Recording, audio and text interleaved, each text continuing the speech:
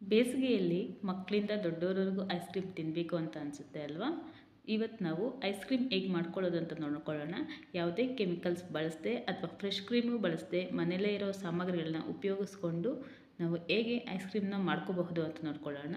ತುಂಬಾ ಟೇಸ್ಟಿಯಾದ ಈಸಿಯಾದ ರೆಸಿಪಿ ಅಂತ ಹೇಳಬಹುದು. ಇಲ್ಲಿ ನಾನು ಮಾಡ್ಕೊಳ್ಳೋದಕ್ಕೆ ಅರ್ಧ ಲೀಟರ್ ಆಗೋಷ್ಟು ಗಟ್ಟಿ ಹಾಲನ್ನ ತೊಗೊಂಡಿದ್ದೀನಿ.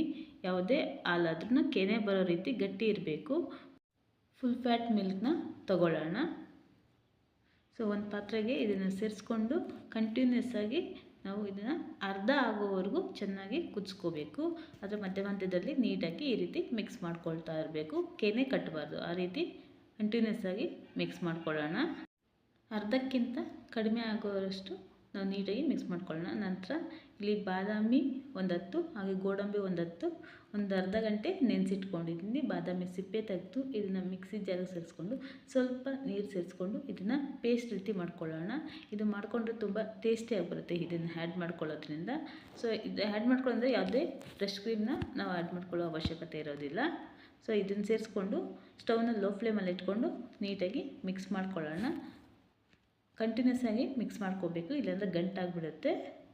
ಈ ರೀತಿ ಮಿಕ್ಸ್ ಆಗಿ ಚೆನ್ನಾಗಿ ಕುದಿ ಬರ್ತಾ ಇರೋವಾಗ ನಂತರ ಕೊನೆಯಲ್ಲಿ ನಾನು ಇದಕ್ಕೆ ಸ್ವಲ್ಪ ಕಲರು ಚೆನ್ನಾಗಿರಬೇಕು ಹಾಗೂ ಟೇಸ್ಟಿಯಾಗಿರ್ಬೇಕಂತ ಕೇಸರಿ ಹಾಲನ್ನ ಸೇರಿಸ್ಕೊತಾ ಇದ್ದೀನಿ. ಇದು ಆಪ್ಷನಲ್ಲು, ಇಲ್ಲ ಅಂದರೆ ಸ್ಕಿಪ್ ಮಾಡ್ಕೋಬಹುದು. ಕಲರ್ ಸ್ವಲ್ಪ ಚೆನ್ನಾಗಿರಲಿ ಅಂತಲೂ ಇದನ್ನು ಸೇರಿಸ್ಕೊಳ್ಳೋಣ.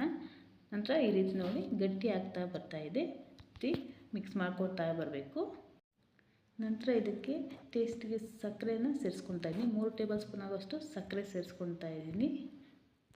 ಸೇರಿಸ್ಕೊಂಡು ನೀಟಾಗಿ ಬಿಸಿಯಲ್ಲಿರೋವಾಗೆ ಮಿಕ್ಸ್ ಮಾಡ್ಕೊಳ್ಳೋಣ. ಅಥವಾ ನಾವಿನ್ನೂ ಹೆಲ್ದಿಯಾಗಿ ಮಾಡ್ಕೊತೀರಿ ಸಕ್ಕರೆ ಬೇಡ ಅನ್ನೋರು ಬೆಲ್ಲನ ಸೇರಿಸ್ಕೊಂಡು ನೀಟಾಗಿ ಮಿಕ್ಸ್ ಮಾಡ್ಕೋಬಹುದು. ಕನ್ಸಿಸ್ಟೆನ್ಸಿ ಈ ರೀತಿ ಗಟ್ಟಿ ಆದ ನಂತರ ನಾವು ಸ್ಟವ್ನ ಆಫ್ ಮಾಡ್ಕೊಳ್ಳೋಣ. ಸ್ಟವ್ ಆಫ್ ಮಾಡಿಕೊಂಡು ತಣ್ಣಗಾಗೋವರೆಗೂ ಪಕ್ಕಕ್ಕೆ ಇಟ್ಕೊಳ್ಳೋಣ. ತಣ್ಣಗಾದ ನಂತರ ಈ ರೀತಿ ಗಟ್ಟಿಯಾಗಿರುತ್ತೆ. ಸ್ವಲ್ಪ ಗಟ್ಟಿ ಆದ ನಂತರ ನಾವು ಮಿಕ್ಸಿ ಜಾರಿಗೆ ಸೇರಿಸ್ಕೊಳ್ಳೋಣ. ಇದಕ್ಕೆ ನಂತರ 1/4 ಟೇಬಲ್ ಸ್ಪೂನ್ ಆಗೋಷ್ಟು ಏಲಕ್ಕಿ ಪೌಡರ್ನ ಸೇರಿಸ್ಕೊತಾ ಇದ್ದೀನಿ. ಈ ಟೈಮಲ್ಲಿ ಏಲಕ್ಕಿ ಸೇರಿಸ್ಕೋಬಾರ್ದು, ಏಲಕ್ಕಿ ಪೌಡರ್ ಸೇರಿಸ್ಕೊಂಡು ಒಂದು ರೀತಿ ನೀಟಾಗಿ ಮಿಕ್ಸ್ ಮಾಡಿಕೊಂಡು ಗ್ರೈಂಡ್ ಮಾಡ್ಕೊಬರೋಣ. ನಂತರ ಒಂದು ಬೌಲ್ಗೆ ಇದನ್ನು ಟ್ರಾನ್ಸ್ಫರ್ ಮಾಡ್ಕೊತಾ ಇದ್ದೀನಿ. ಇಷ್ಟೇ. ಇದಕ್ಕೆ ಮೇಲೆ ನಾವು ಡೆಕೋರೇಷನ್ಗೆ ಡ್ರೈ ಫ್ರೂಟ್ಸ್ನ ಆ್ಯಡ್ ಮಾಡ್ಕೊಳ್ಳೋಣ. ಇಲ್ಲಿ ನಾನು ಬಾದಾಮಿ ಮತ್ತು ಚಾಕೋ ಚಿಕ್ಸ್ನ ಸೇರಿಸ್ಕೊತಾ ಇದ್ದೀನಿ. ನಮಗೆ ಯಾವ ಡ್ರೈ ಫ್ರೂಟ್ಸ್ ಇದ್ದರೆ ಆ ಡ್ರೈ ಫ್ರೂಟ್ಸ್ನ ಸೇರಿಸ್ಕೊಂಡ್ರೆ ಸರಿ ಹೋಗುತ್ತೆ.